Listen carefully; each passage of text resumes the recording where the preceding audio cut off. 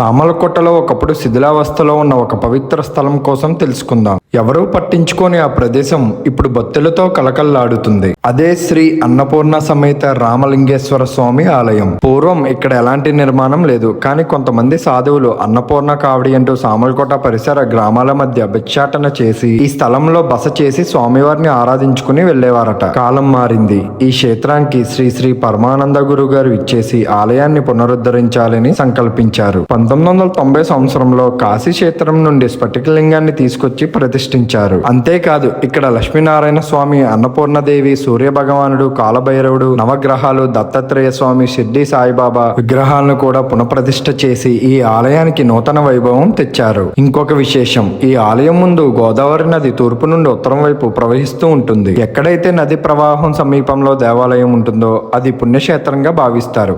అందుకే ఈ స్థలం మరింత పవిత్రం. మరియు ఈ ఆలయంలో గోశాల కూడా ఉంటుంది. ప్రతి సంవత్సరం ఇక్కడ కార్తీక మాసం, విజయదశమి, వినాయక చవితి మరియు ఆషాఢ మాస నవగ్రహ యాగాలు నిర్వహిస్తారు. కార్తీక మాసంలో శివసాములతో కలకల్లాడుతుంది ఈ క్షేత్రం. మరియు నేను మొదలుపెట్టిన ఈ ఛానల్ ఫస్ట్ వీడియో ఈ క్షేత్రంలోనిదే. ప్రతి ఒక్కరూ ఈ క్షేత్రాన్ని దర్శించుకుంటారని నా ఈ ప్రయత్నం. ఈ ఆలయం సామలకోట మున్సిపల్ ఆఫీస్ కి అతి సమీపంలో 5 తూముల దగ్గర ఉంటుంది.